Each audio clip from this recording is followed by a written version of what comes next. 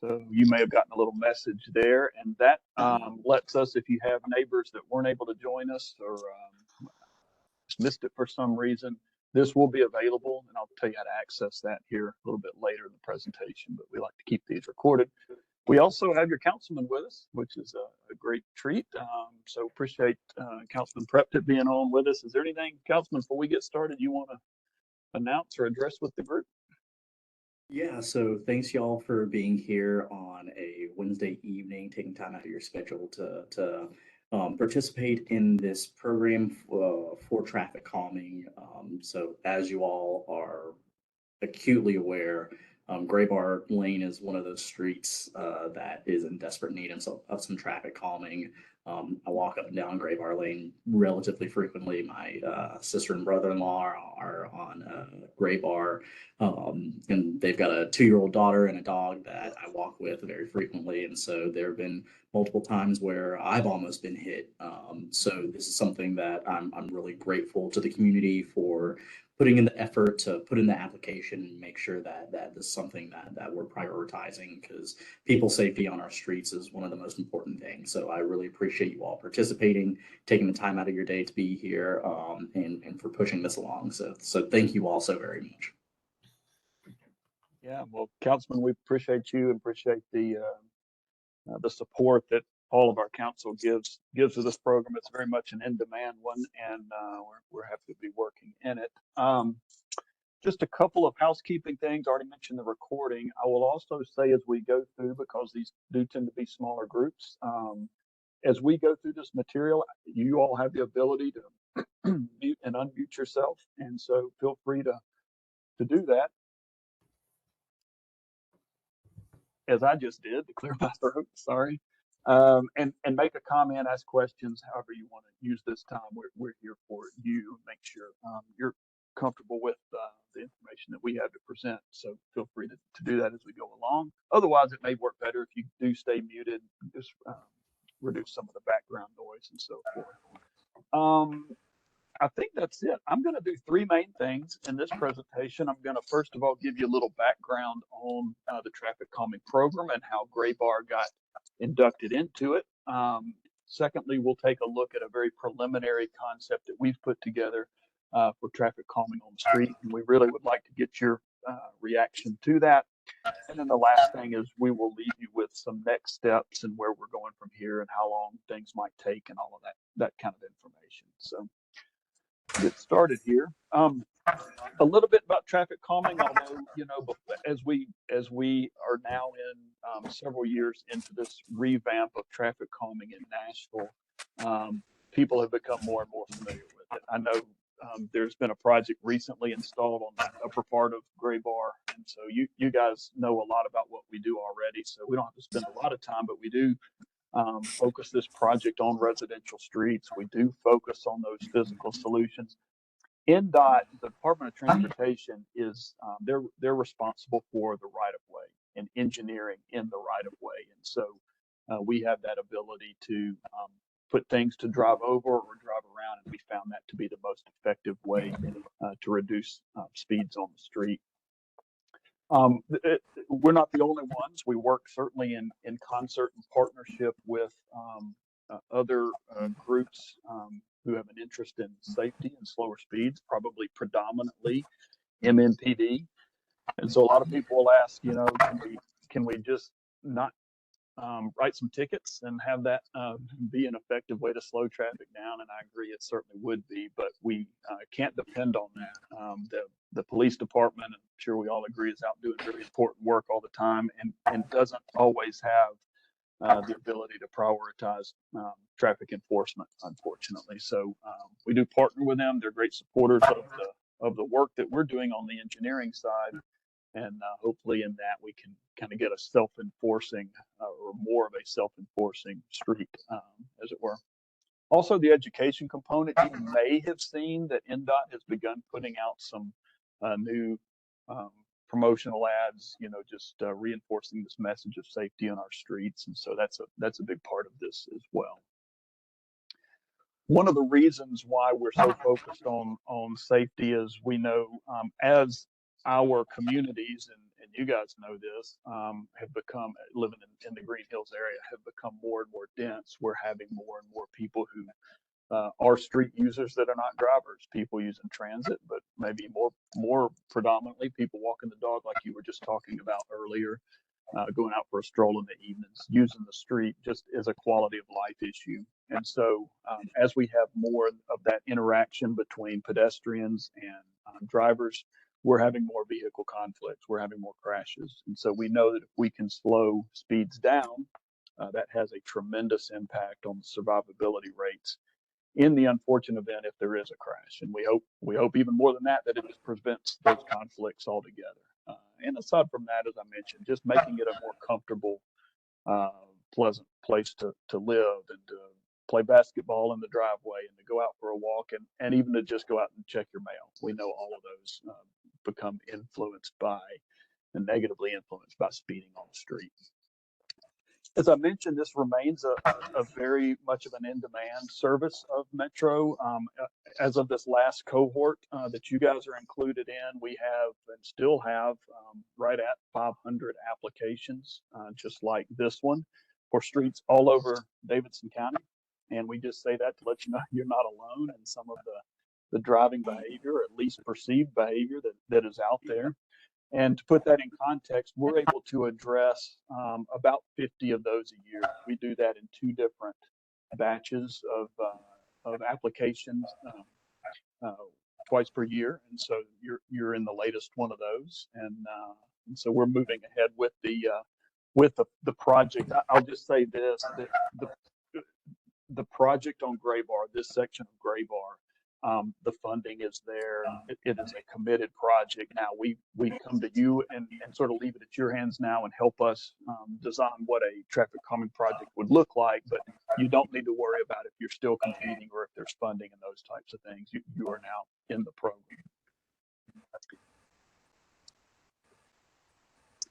Before we go any further with all of that, I do like to plug Hub Nashville. If you're not familiar with it, this is really a one-stop shop for all things local government requests, not just NDOT, but pretty much every department in Metro is represented here. And so sometimes we'll get into these and people will say, well, can we get a new stop sign, or can we have a sidewalk or a crosswalk, or just different things that we may not can offer as part of this program. Hub Nashville is a great place to take those, and sometimes a new study is initiated that way. But those folks there at hub.nashville.gov, or you can call 311 and talk to someone. They know where to put those requests, what department, what personnel can handle that for you. So I always just like to plug that. Where we have, Paul, I see you got a hand raised. Go ahead. Does Hub Nashville do potholes, or is that another department? They sure do. Yeah, that's a great use of that. So they will log that. And the nice thing is you get some feedback once you make that request. Those are tracked, and in theory anyway, you're notified once that has been done. Potholes are so common, and there's so many of those. I don't know exactly how those work, but yeah, that's a good place to put. That's the best place to put pothole requests. Another hand there. Did someone else? Hi, just quick question. When you talk about Hub Nashville for sidewalks, is that for existing sidewalks, or even to talk about potentially new sidewalks? Just the concept of sidewalks. Yeah, good question. Repairs certainly is a good place for it to go. But yeah, there's a place where you can, I'm pretty sure, request a new sidewalk. I'm not going to comment on the likelihood that you'll get one. They're very, very expensive. It's a big capital expense, but it never hurts to have those logged, and you can make that request there. And Jeff, the only reason I bring it up, to your point of like what's in scope with this project, just as we talk about this section of Graybar, there is a significant amount of new construction taking place. So I just bring that up in light of this project where we've got, I think, 3 or 4 developments in the process. And so I don't know if that changes the conversation for between Belmont and Granny White of Graybar, but that's why I'm bringing it up specifically. Yeah, and I bring it up just because it's something that we hear all the time. And so our approach on traffic calming, obviously it is a much lower budget item. We're much quicker, less impact, but you might say the effectiveness is not as great as a sidewalk. I don't disagree. But what we hope we can do is at least bring at least some temporary relief. And, I don't know if there's any sidewalks on the drawing boards for this section of Graybar. I know there was up at the Hillsborough Road end, but here I'm just not sure. But in any case, this won't take you off that list or speed you up, either one. It's kind of a, while we wait, let's work on speeding and see if we can slow traffic down just to make walking a little less dangerous. Yeah, that's why Okay, we moved thank up you. the street. We figured that'd be quicker than getting a sidewalk in on Middle Graybar. Yeah, because Graybar from Hillsborough to Belmont does have a sidewalk. So it's just they stopped. Yeah, you may just have to move to where the sidewalks are. I also read a statistic that most accidents happen within 10 miles of your home. That's why we're moving. Good strategy. All right. So back to the data. Obviously, with 500 requests for traffic calming on streets, we can't get to all of those. We have to prioritize those. And this slide shows you how we do that. This is an application-based process. So we received an application for this section. We also received one for the northern part up by Hillsborough Road. We've also received one south of Granny White. I'll show you those on a map in a second.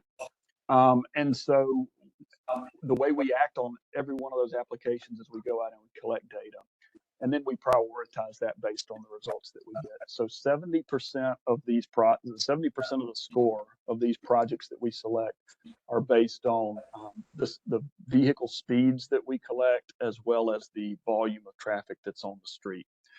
Those are the big heavy hitters in terms of what makes that street feel too fast or just an unwanted traffic aspect. The other 30% have to do with some of those other types of users. Do you have sidewalks or not? You guys don't, and so your score went up in that category. Are there things close to you that might encourage people to make a walking trip? Are there schools? Are there libraries, parks, transit stops, that kind of thing? That goes into the score. And then, is there a documented case of a pedestrian crash? All of those things are looked at and counted, and then that score is rolled all together, and we prioritize that based on those. We just take the top 25, and those are the ones we work on. And for better or worse, you guys were included in that group this time. Here's some of the data specific to your street. You might be curious. So the 85th percentile speed is it's a statistical way that in our industry we look at speeding issues. What it basically says is that 15% of the traffic that we counted is going faster than 37 miles an hour. 37 is maybe middle to high on the streets that we are working with every day in this program. So it's not the fastest we've seen, but that's pretty going at a pretty good clip, especially when the speed limit's 25. And then, like you said, there's probably within that, there's people remember the guy that was going 50 or 45 because you really feel that very well may be happening. All we can tell you is there's 15% of people that are going faster than 37. You have just under 1,200 cars a day on your street, and that's about middle of the road in terms of the streets that we work on this project. That sounds like a lot. It's a fair amount, but something that we're certainly comfortable working with. We will do this type of traffic calming on streets up to 5,000 cars a day. I know y'all are familiar with Glen Echo. That was selected a couple of times ago. In fact, that was selected at the same time that the last Graybar was, but it has a volume greater than 5,000 cars a day. So it won't be getting speed cushions on it. It'll be getting some other treatment. The street width, this may be one of the narrowest ones we've seen in a while. It's roughly 18 feet wide. It may be a little wider than that. We will find that out when we get out on site, but that actually works to our advantage. We really like a street that narrow. It tends to help keep speeds slower. It obviously has not he's been totally successful in doing that, but a narrower street certainly is something that we can work with there. And then it's about 4/10 of a mile.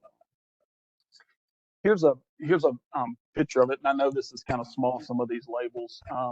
This is a screenshot from an interactive map that is on NDOT's traffic calming webpage. And so it's kind of a nice tool. You can go in and zoom around and look at your neighborhood and neighborhoods all over the county if you want to, and see the status of different traffic calming projects. And the reason why you may want to do that is because the color coding means different things. And like in this case, you see some purple lines. You see a purple line on Graybar over on the east side of Granny White Pike. That means that there is an application in on that section already. It hasn't been selected yet, but it has been applied for. The same on Grandview, just south of that, running parallel. Monday night, we were with Grandview, this 2 nights ago. Councilman Preptit and I were with the Grandview community. That's your neighbors just to the south, runs parallel to you. They have also been selected in this same time frame. So these two projects are kind of working together, going through the process. They are totally separate projects. They will decide what they want on their street. You guys will decide what you want on your street. But I just wanted you to see that. And that's the other thing this map can do, is kind of show you, where you fit in the world of these projects. Can we request toll booths on our street and split the money? It'd be nice. Yeah, okay. No, tolling is not allowed in the state of Tennessee, but we won't be doing that. All right. You can also on this map see where projects have already been implemented, but again, with that one on Graybar, I think you all are very familiar with the speed cushions that we use and what a project might feel like. Let's talk about that. Some of the treatments that we have in our toolbox. This first one is really the bread and butter of our program, and probably is 95+% of the projects that we are doing are speed cushions. So a lot of people think of traffic calming, they think of this is what you get. So the speed cushions are, we like them because they're consistent. We buy them from a vendor, and so everyone comes off the assembly line the exact same way, the exact same dimensions. They feel the same. We can modify them a little bit. They're all 6 feet wide, so that's wide enough that your car can't straddle that. But we can modify the length of them. So you see in that lower left-hand picture there, we can add sections in between to make them longer or shorter. The shorter ones are more aggressive. You feel them a little more, and the design there is the intent is to slow traffic down more. We can stretch those out to our standard is a 10.5-foot cushion. We can extend it out to a 14-foot cushion. The longer we make them, the more gradual and the more gentle they are, but that also lets traffic go over them a little bit faster. So in most streets, you guys are kind of right in the middle between a suburban and an urban neighborhood. You've got big frontage and bigger lots, but kind of a narrow street. And anyway, just the surrounding context probably leads us towards more of that 10.5-foot length that we're using in most places in Davidson County. But we can take a look at that. That's what we used up on the other end of Graybar as well. The other design consideration that we have is how we space these across the width of the road. You see, sometimes we'll use 2, sometimes we'll use 3, and we've gone up from there on some very wide roads. And the intent there is just to make sure that we have enough coverage there that people can't drive around. And we know if we leave too much room on the edge of the pavement, people will drive around them, even if that means driving off the road sometimes. So we take great care to use signage or use, in some cases, these delineators that you see in the bottom right-hand picture to keep people from doing that. I don't think we'll have any issues like that. I don't think we'll have to go to any great lengths on your street. But as we get into that design and we look at a specific location, if someone's got a real nice flat yard out to the side of that, we want to be sure that we don't, we're not inviting people to further misbehave in their driving there. And then the most important aspect of these speed cushions, probably the reason why there are gaps in between them, is the emergency response aspect. This is why we use these on almost every project and not the next tool that I'll show you. And that's because we've kind of worked out with the fire department and ambulance and emergency responders that this is a better tool because they can't straddle them in those bigger vehicles, but they can come closer. And so there's less impact to those emergency responders if we use a speed cushion. As opposed to the very close cousin is the speed table. You have seen some of these around. Some have gone in on Leland Lane recently out in front of Sevier Park. And that's where these are being used some inside parks. Usually it's pretty rare that we're using them in just standard streets because of that emergency response. So occasionally there are conditions that warrant it, but generally we try to stay with the speed cushions. Otherwise, they're the same, made by the same people. They feel the same. They're holding up very well. All of these are, so we're happy with the results of them. We do have some before and after data. I don't like talking too much about it because I feel like every project is pretty different. Every project is starting with a different level of speeding, and I think it pretty well stands to reason as most people drive these anecdotally. You see that, yeah, these tend to work. They're not foolproof. Some people will still drive too fast over them, but by and large, they work pretty well. But we're seeing anywhere from 9 to 11, 13 miles an hour, decrease before and after, just depending on the street. Another tool that we have is kind of in that education category that we looked at a minute ago. You all probably are familiar with these as well. I know there's been some on Overhill for a very long time and probably others as well. The feedback sign does what it says. It shows you your speed as you go by it. And so some neighborhoods really like these and swear by them and say they absolutely make a difference. Others are like, yeah, they work pretty good at first, but we're not sure if the effectiveness is held up over time. And NDOT is still analyzing that, evaluating that about this tool.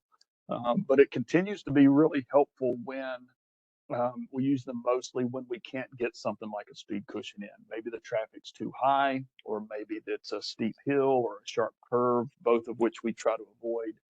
Sometimes we'll just supplement with the feedback sign, see if that will help some in those instances.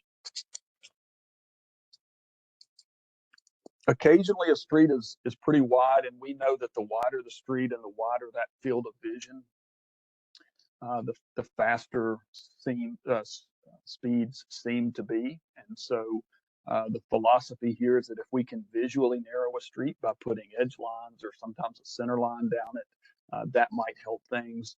So that can be helpful at times. To take that a step further into more urban areas, usually places where you've got a lot of pedestrians crossing and sidewalks and so forth, we can use this tool. Is the bulb out, where we put a lot of paint and delineators and things at these intersections, which were built over the years with just really wide sweeping radiuses, and that tends to let people turn in and out of the street at a much higher rate of speed. So if we can, again, narrow that, sharpen those curves and sharpen those turns and things like that, that can have a good impact on high speeds. Also helps pedestrians as they try to navigate big expanses of asphalt like that. And then chicanes are even more specialized, things we can do with pavement markings. It creates an artificial meandering of the road. You may be familiar with Fairfax if you've been over there. It's been there for years. I think Kenner had them at one point. Still do, I think, but that's about it. There aren't many places that have the chicane in Davidson County. Works okay works better if you've got on-street parking or something to kind of enforce that meandering of the street. And then the last one is the traffic circle. We will use these, but pretty sparingly. They have a lot of impacts to things like school buses. Bigger vehicles have a harder time navigating these sometimes, and you got to have an awful lot of pavement, very big intersections for something like that to fit. But they do have their place. So that's a lot of information. I hope it's pertinent. Just we like to do that just to kind of set the definition, so we're all talking the same language between speed cushion, speed table, those types of things. The most important part of that probably is that we're not talking about speed bumps like you have at Kroger's or at Home Depot. It is a different tool, but I think you're all probably familiar with that. So this is a very early sketch.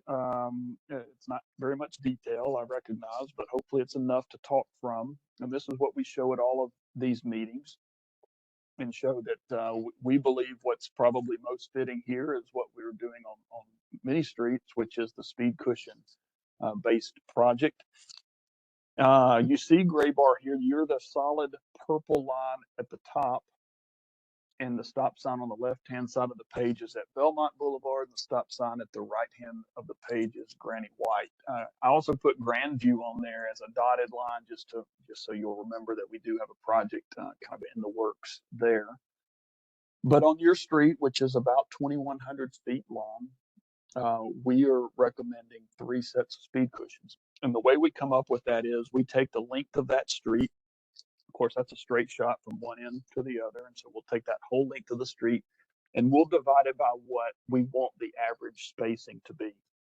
Our experience has shown that if we're somewhere in that 400 to 600 foot range in between each set of speed cushions, that's a good spacing.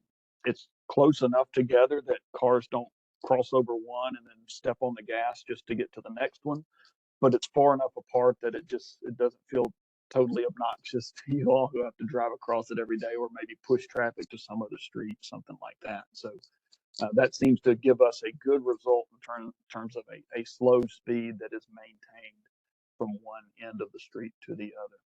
So when we do that and we divide that by, in this case, 4, and that gives us 535 feet on average, we think that would give a really good result if we can do that. That's pretty much it. I don't think there's really no hill here. There's obviously no curves to navigate. The only other thing that we will modify here if we need to is we want to be sure we're staying as far away from any driveways as we can.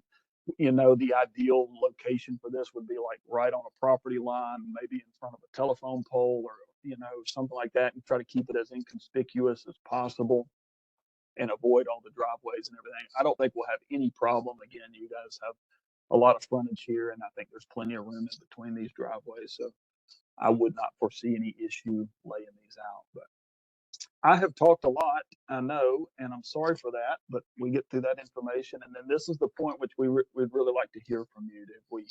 Have we come close? Are we showing you something you're just not interested in? What are your thoughts about speed cushions on your street, or any of the tools that we talked about? I have a question.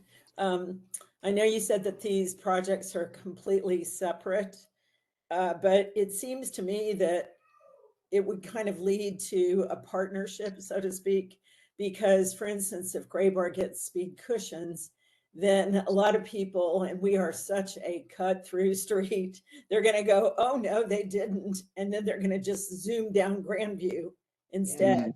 So do you find that when you implement cushions that then the streets parallel get inundated with that traffic that used to be on the street you fixed? Yeah, we hear that. We don't have data that says here's what happened. There is some national data to that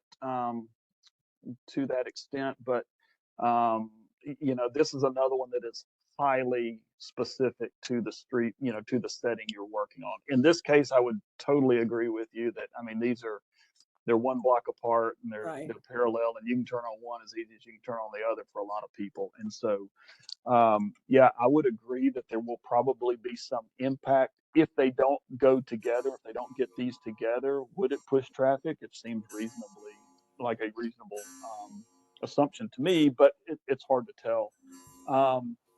The reason why we don't link them together is just that we keep each of these projects independently from a voting standpoint. I'll talk more about that here in just a second, but there is a process, if you're not familiar, in which you all will have a formal say on this about whether you're going to vote for it or against it. So we don't want to tie them so closely together, Yeah. that you know what I'm saying. So I get it. Yeah, and as far as you said that some people are just not going to slow down. And I'm sure that's true. There's got to be those out there. So if they don't slow down, don't they go airborne if they're zooming over those speed cushions, or does it do car damage? yeah, I think it would just be so uncomfortable that you would fear perhaps that there was car damage. I don't know. We don't have any instances of somebody losing Okay. an oil pan or going airborne or anything like that. But if it's a person that that cares at all about their vehicle, and they Mhm. won't do it. But It seems like with the expansion of Lipscomb, as they add more and more students, I often think that we get a lot of that traffic, students late at night, they're up drinking, whatever, and they're zooming down our street. Not yeah, just on the commuter traffic. right. Now we heard that on Monday, and I think specifically the high school. So their problem seems to be in that 3 o'clock ish window when you've got dismissal period. They see it. Hopefully that's a fairly short-lived time, but it's significant for them. Yeah. People coming and going for the school. Wait a minute, Bible school students are drinking? I think so. Well, Jesus drank wine. Hey, just a quick question, it's Matthew Hargis at 1212. I know you were talking about the sidelines and kind of narrowing the road slows people down as well. Is there, and excuse my ignorance, is there any reason why we don't have a center line? Because I mean, there are many a times where I'm driving down the road and somebody is right in the middle of the road. Yeah, one reason on your street, and this is not true for many, but for you all it is that it is so narrow that if you do put a center line in, it may not work so well. And the other thing that a center line does, and we have to be really careful when if we propose adding that, is that sometimes a center line will communicate that it's a more major street than it really is. Most of we call them collector streets. They're just a higher classification, but like Belmont or Granny White. Mhm. Pretty much all those have a center line, and so sometimes people will associate that with higher speed or higher traffic. I don't know how true that is, but that's possible. Got it. Yeah, no, So, I want the cushions and the line. That's why, but the line, Mhm. you make sense in your response. Yeah. So we probably wouldn't advocate to add a center line. Do you all have edge lines now? I don't remember. White edge We lines? have nothing. Nothing. We, I think we do have edge lines. no, we don't. I could probably. We pull do it not up have on anything. We got Okay. Google fiber troughs that have been, Google. Yeah. Micro trenching. Yeah. yeah, micro trenches, right? I mean, I guess, that and I would- guess to add to my husband's point, I think the more we would rather have more rather than less, since there's nothing right now demarcating sides or center. So, I mean, as you put together, I guess the final proposal that we would vote on, if it makes sense to do a center line and cushions, if that makes sense, I would advocate for that. Can I ask a separate question? Because it wasn't one of your examples. And you may not know this, but like Battlefield, it's a couple blocks away from us. They have a completely different design where it's a narrow street, but they have a complete path for people to walk. It's almost like they've used bike lanes, those white poles, so people can actually walk the street, and it has narrowed the street. And I'm just curious why that's not in your presentation or an option. Yeah. They have I know it feels really narrow now, but if you look at the curb to curb or edge of pavement width of that, I'm pretty sure that started at about 30 feet wide, and I could look at that. And what they did was they broke that out into a 20-foot wide road, two 10-foot wide lanes, which is about the minimum that NDOT will do. I know yours is narrower than that, but if they're gonna come in and kind of retrofit something, they'll do 10-foot lanes.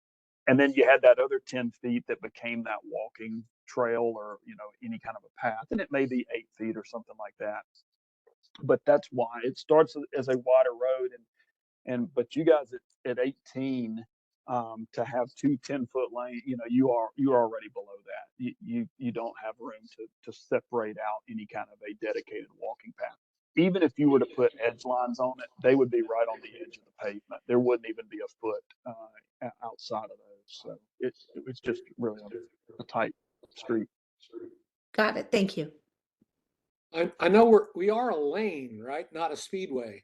You're a And lane. I've Yeah. seen communities that have, and I know it's about money, but are there any communities in Nashville that have those gated kind of things where certain hours of the day you just can't use Graybar during rush hour, and you direct everybody over to Woodmont like they should be?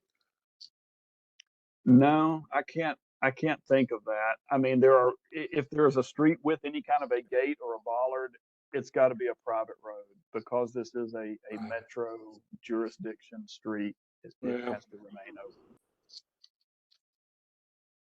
I was going to say, because our road is so narrow, it is almost, larger vehicles can't pass one another going opposite directions. So that everyone, when that does happen every once in a while, it causes a slowdown. But and somebody asked earlier about sidewalks. There's not enough room because there's right of ways on either side of the road for the utility poles, and I think AT&T actually owns those poles. So I mean, I couldn't even get a drainage ditch dug in front of my house because of the right of way and where the utility poles are. So there's no way we're getting a sidewalk. I mean, they'd have to take some of our property from us and move utility poles to do that. So I say all that to say, it sounds to me like these speed cushions are really our only option given the narrowness of our street.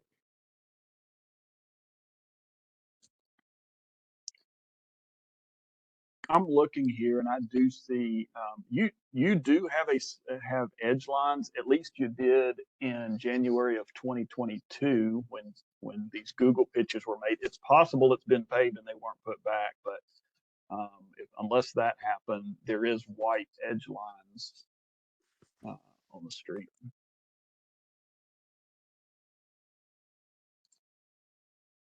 For what it's worth.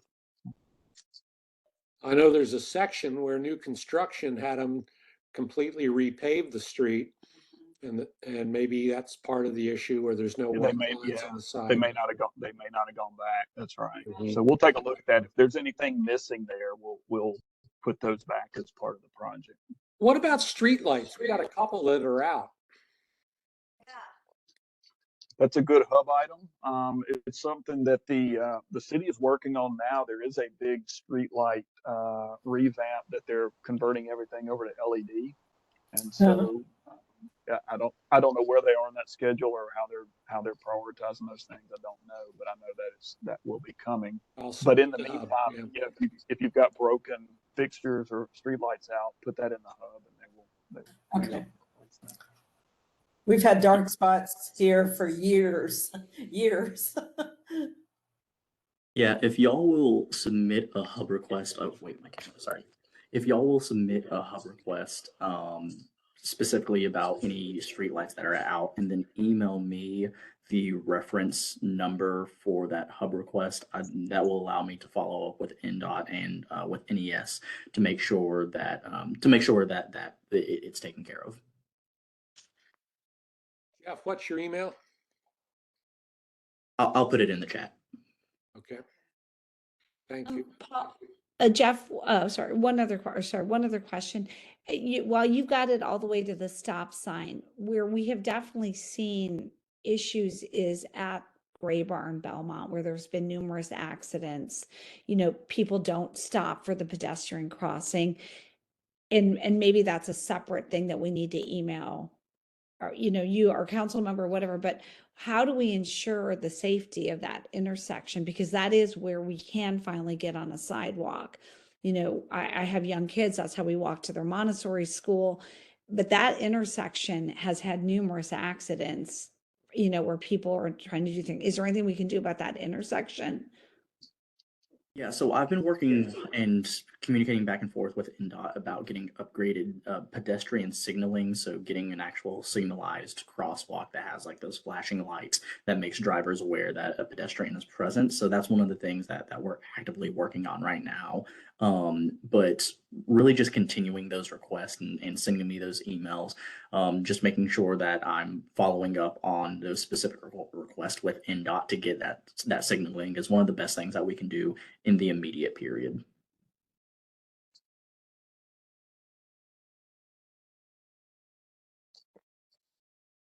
Thank you. All right. Well, we could certainly come back to this if there's other comments about, you know, the plan itself. Let me before we get too late here, just kind of leave you with what to expect from us and where we go from here in the process. So we're here at this this red circle here, our neighborhood meeting. After tonight, if there's consensus on what we showed you as far as the speed cushions, we will go out and we'll do our field work and we will develop a full set of design plans. We will post those on NDOT's Traffic Calming website and make those available to you. But it's basically what a more detailed version of what you're seeing there. It'll show exactly down to the foot about where we're proposing them go. We reference those generally off of people's driveways, and so you'll be able to see exactly where we're recommending the speed cushions go. When that gets posted onto the website, we kind of have an option at that point. We can come back to another meeting and talk more about it, or if you feel like we used to do that and we were required to do a second meeting, but you know, a whole lot of the time we would come back to the neighborhood and they were like, "Yep, that's what we thought we were getting." So I wish you'd have just got to move forward and not made us come back and schedule another meeting to talk about it. So we made that optional now, if you want to, or if you got, if there was, you know, some consternation about what we were planning, we were happy to come back and talk more about it. But if that looks like a good plan, we can move forward from there and go straight from the design into the ballot process. I'll talk more about that in just a second. After the ballot, assuming it passes, that's when we have more of a wait. That queue for construction, we're still saying it's about an 8 to 10 month process. This last Graybar is a good example, though, that NDOT has gotten a lot faster with it. That one went in, I think, probably in the 4 to 6 month range after the ballots were after the ballot passed. So it can get faster. They've hired some, you know, additional contractors to put these in. So hopefully it could be faster than that. But we don't want you to think that, you know, in a short period of time, this will be out there and you'll be enjoying them. So Hey, give me a mallet and some spikes. I'll get out there and do I it. know, I know. It looks so simple. It really is a simple construction process. It's not dusty. They'd probably do this one in a day, maybe day and a half. But yeah, it's a pretty quick I need the process. exercise, Jeff. All right. Let's talk a little bit about that ballot because we get a lot of questions on that. So once the plans are available, we'll send out postcards like you may have received for tonight's meeting. These will go to people that own property along the project, and there's a QR code or just a website that you can type in. You can also call in if you'd rather and talk to NDOT and let them vote for you. And I mean, you tell them what to vote and they key it in for you. And all you need is, you know, your name, that you're the property owner there, and then are you for the project or not. And we hold that open for 6 weeks. At the end of that 6 weeks, we'll tally those results, and of all the results that have come back in, if 2/3 of those are in favor, we'll go ahead and move the project forward and get it in that construction queue. And is it only the property owners between Belmont and Grandview? It will be in Granny White? Granny White, yes, sir. It'll be those properties that you see here.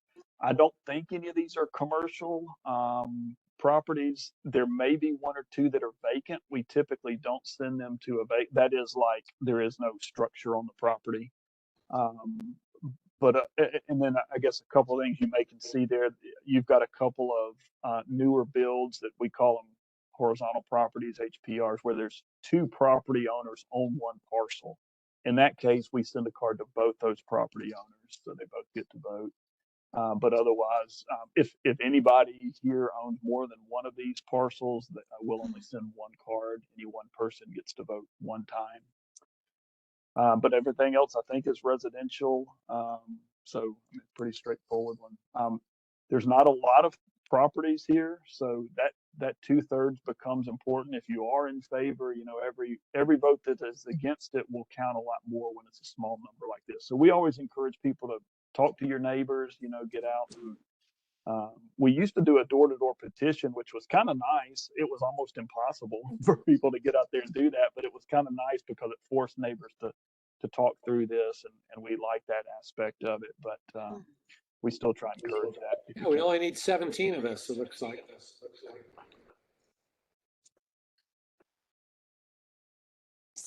Any questions on, and by the way, and I think that was clear, it is property owners. I don't know if there are any non-owning residents here, but we will send these to the owner of record, wherever that is.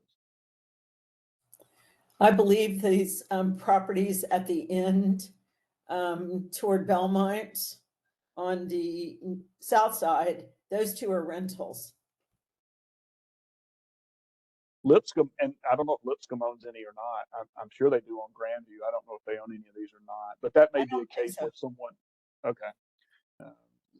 own more than one property. Are you referring to the slums of Graybar? Yes, kind of on your end, Paul. Oh, no. It's those two on the end. I think they're still rentals. Yeah, they are. Yeah. Yeah. And then the third one in is where they've tore down. Right. And Mike was there with his dog Bonnie, right? They moved and now they're building the two side by side, which are an improvement. Right. Yes, that's true. Yeah. Jeff, will we get some sort of notice when the detailed plans are posted online? We don't typically send one out. Well, I'll say this. I mean, yes, in the form of this card is how we would notify you. That is both a notification of the plans are available, and it's also the opening of the voting. Okay. I don't really have a way to contact people once we just have it online there. But you can always contact us. This is my email address. I'm Jeff. I'm the one in green below. It's Jeff Hammond at birchtransportation.com. And also have there the NDOT TrafficCalming.Nashville.gov. It's a generic email address because they have several project managers that all have access into that. So feel free to reach out to either or both of those if you have questions or want to request, hey, an update. Where are we on the plans? I hadn't seen them. Can you send them to me? Whatever, like that. We'll do whatever we can. Are you any relation to Paul Hammond, who just moved in on Graybar? I am. I'm his younger brother. Oh, there you go. You know a guy. So I know the street. Love it. Yeah. I don't know. If there are slums, they got to be some of the nicest slums I've ever seen. You know, it's a beautiful street. And, yeah, just up in the corner. Yeah. Very unique houses. I love your street. Ann Wells, that for those of you neighbors who know Ann Wells, that's what she and Francis would refer to the duplexes as. Yeah. Slums. I mentioned or made reference to the traffic calming webpage. That's a link to it. Yes. Google Nashville Metro Traffic Calming. It's a great resource. There's a lot of information on there, most of which you probably don't care about. But if you have time and really want to learn more about traffic calming, you can. That's where this video will be posted. It'll be on a Metro YouTube page. That recording of tonight's meeting will be on there. I'd give them a week or so, and then with Christmas, I don't know when they might get that uploaded, but hopefully in the next few days. The design plans will be on there. You can see the results of every project that has gone to ballot, whether it passed or failed. So if you're interested in how projects typically do, all of that's on there. That map that I showed you is on there as well. So feel free to avail yourself of that. I'll go back to this. But any other questions or comments or concerns? Something I didn't cover?